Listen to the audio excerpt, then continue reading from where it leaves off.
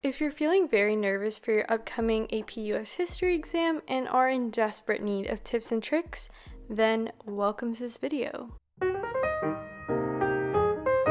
Hey everyone, welcome back to my channel. In this video, I wanted to give you guys some last minute tips and tricks for your upcoming AP US History exam. Now, I don't want to waste your time because I know you have such limited time already, so we're going to get straight to the point. I'm going to put a timestamp here of all the material I'm going to be covering. So rather than focusing on like the actual content itself, I'll be giving you guys strategies on how to get certain points on the GBQ, LEQ, SAQ, as well as the multiple choice strategies. So make sure to watch all the parts that pertain to you. And at the end, I'll be giving you guys some pep talk and advice to help calm your nerves down, because I know this is a very stressful time and I hear you, I feel you, and if I can relieve even just a tiny part of that stress, that would make me so happy. So anyways, let's get on to the video.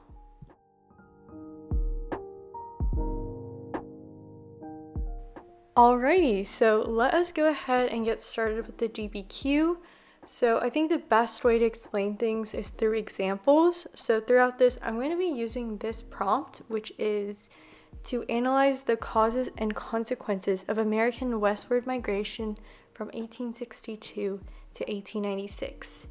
And as I'm explaining how to get the points on the rubric, I'm going to be showing examples of my own work of a DBQ that I wrote in 55 minutes. This DBQ, I believe, scored all the points except the complexity, and I did get it graded by my teacher. And while we're on the topic of the complexity point, let me just say that you shouldn't, or I really strongly encourage you not to go for the complexity point. It's super rare to get. I think only 1% of all the test takers actually end up getting it, so it's really not worth your time and energy to try to go for the point. Okay, so let's first talk about the contextualization point. Just some general strategies to get this point. I think anywhere between 3 to 6 sentences is a really good amount. Please don't do anything more than that, because then you'll not have time to do all the other stuff that you need to do within such a short time limit. In order to really ensure that you get this point, it's a good idea to list probably 3 specific examples of what happened, and make sure that the information you're talking about is preferably something that happened before the time period the prompt is talking about. This is just going to make it much easier for the AP graders. Okay, so let's look at the paragraph that I wrote. I usually like to start off my paragraphs by writing prior to whatever time period the prompt was talking about. So some specific things that I talked about was how so many new businesses and corporations began to grow during this time period, and that because of this there were a lot of like boom bust cycles, and I listed a couple of panics that happened. And then I talked about how city growth was at its ultimate high, and how so many immigrants were coming into the United States. And then finally I talked about how because of all the city growth, because of all these corporations growing, the conditions for workers grew increasingly worse, and as a result they started to protest. My final strategy to get this point, which I think a lot of people don't do, is to write a sentence that explicitly connects what you were just talking about to your thesis. Okay, so the next point on the rubric is the thesis. This is theoretically the easiest point you should be able to get. Basically, all you really need to do is take a stance on the prompt. Okay, so let's talk briefly about the 2 evidence points that you can get. Basically, if you want both of the evidence points, you need to use 6 documents, and to get 1, you can use 3 documents. Now, if you're someone that really struggles with using all the documents, it's probably better to just go for 1 of the evidence points, so just using 3 documents, because even if you don't get the other evidence point, you can still get like a 5 or a 4 on the DBQ, which is still like a really good score, and you're still on your track to getting a 5 on the AP. So don't worry about it too much if that is something that you're struggling with. Okay, so let's take a look at one of the body paragraphs that I wrote. So here I talk specifically about document 4. What I like to do is I write a 1-sentence summary kind of describing the document, and then I write either 1 to 2 sentences explaining how that connects to my thesis. So the sentence For instance, this can be seen in document 4 where the workers are participating in hydraulic mining. That's explaining the document. And then the sentence is, not only did this give people new job opportunities, which helped them survive, but businesses and companies could also come to the West to start capital investment and industrialize here, which would help them prosper economically. This therefore shows how beneficial it would be to move to the West and shows one of the motives for going there. Yeah, so basically all I did was summarize the document and explained how that tied to my thesis. Okay, so let's talk about the evidence beyond the document point. Basically, what the evidence beyond the document point is that you're going to use a piece of evidence that's not in any of the documents, that came from your head, and you're going to use it to support your argument. So basically, instead of using a document, you're just going to use a random piece of information, you know? Okay, so let's take a look at the evidence that I wrote. So for this particular prompt, I talked about the Turner thesis. This was not mentioned in any of the documents. I basically took a couple of sentences summarizing what it was, how it was even relevant to the argument or the prompt, and then I talked about how it actually does support my thesis, how it does support my argument. And yeah, that's pretty much it. Okay, are we bored yet? I hope not, because we are on to our last point for the DBQ, which is sourcing. Now, if I'm being honest, I'm not the best at sourcing, but I'll try my best to explain it. The hardest part about sourcing for me is that there are some documents that just cannot be sourced for the life of you. And that really sucks when all the documents you used are like that, are unsourceable. I think the easiest of the four of historical context, purpose, audience, and point of view, I think the easiest one is purpose, just because all you need to do is explain the purpose of a document. So let's take a look at the sourcing I did, specifically historical context. Okay, so here I was talking about document 3 and basically how the author says that war with the Native Americans is inevitable because the Americans have broke so many treaties saying that they would never fight them.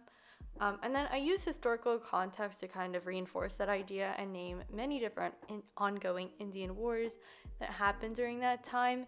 And obviously that is significant to my argument, which is trying to say that Western migration stripped away a lot of land from Native Americans. So that's the rough idea of how sourcing works. I hope this helps.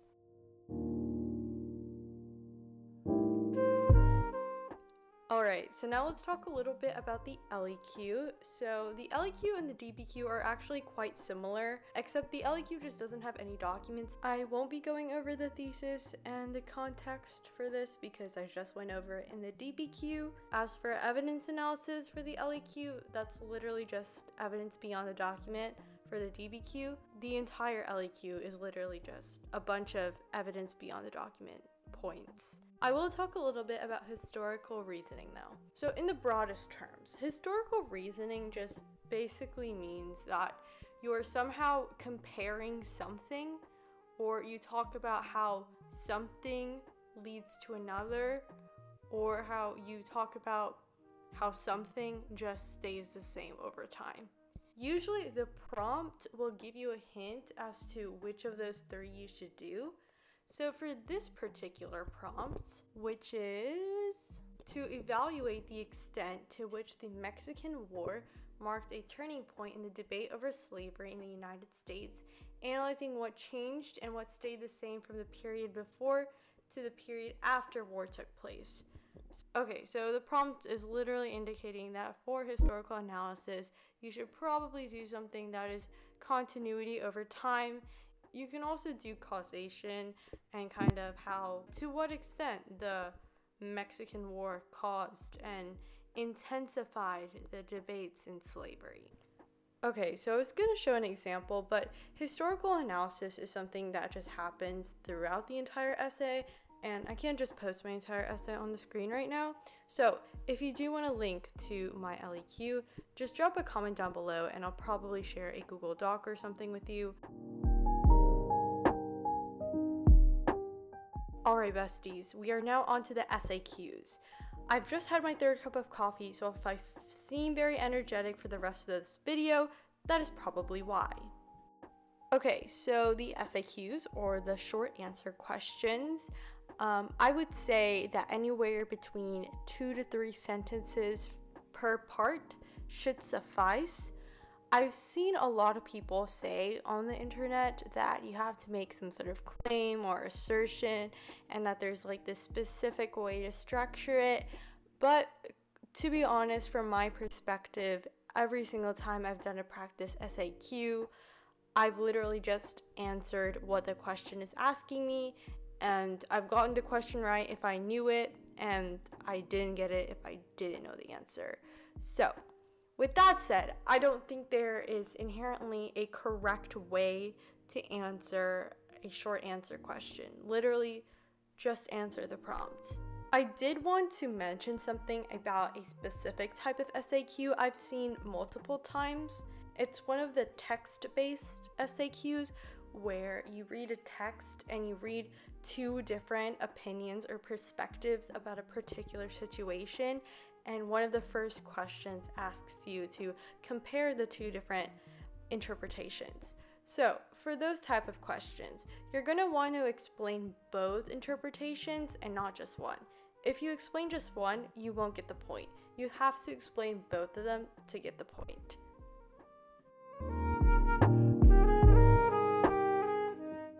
Okay, we are almost at the last part. I'm so proud of you for staying this far. If you're still here and watching this video, I'm so proud of you, and I know you're gonna do so well in this exam. Anyways, let's talk about some multiple choice strategies. So, for the multiple choice questions. Okay, so my first strategy, this is particular to the text-based questions, is before reading the passage, try to look at the attribution and see who wrote it, when it was written, and maybe even where, to just help you like kind of get an idea of what they're talking about. And this can just make it a lot easier to actually answer the questions. Okay, so truthfully speaking, while I wish I could give you all these magical strategies about the multiple choice, honestly, there really aren't strategies for multiple choice. Like, you can look it up on the internet, you're not going to find any useful or like effective strategies. It's really just something that comes with practice, and I know that sucks. I hate it too, but that's just the reality. I wanted to talk a little bit about pacing. So in my opinion, whether you're taking it digital or in person, if you don't know the answer to a question, I would highly recommend just spending no more than 1 minute on it. And if you spent 1 minute on it and you still don't know the answer, just guess and move on. Now, for the digital exam, that's what you're gonna have to do anyways, because you can't go back to the multiple choice. Once you save a question, you saved it. So if you're taking in person, you do actually have the option to go back and check your answers. However, if you skip a question because you don't know it and then you later go back to it, since all the questions are based off of some sort of image or some sort of text, when you go back to it, you're gonna forget what the text is about and you're gonna have to reread it again, which is just gonna waste more of your time. So in my opinion, I think it's just better to try to figure it out at the moment. If you don't, just move on. If it helps you feel any better, you have to get a 60% on the multiple choice to get a 5 on the APUSH exam. And that's obviously assuming you do well in the FRQs. Alrighty, congrats on making it this far. I'm really proud of you. So those were my tips and tricks for everything. I hope everything was helpful. If you want to stay here for a little longer, I'll just be giving you some pep talk and just a little something to help calm down those nerves of yours. So I know right now you're probably feeling really stressed and that you're really worried about tomorrow, about the next week, whenever you're taking your exam. And as Harry Styles puts it, we'll be all right. You know, everybody says this, but truly, whatever score you get, whether you get a 1, whether you get a 5, whether you get a 4, it doesn't define you whatsoever. It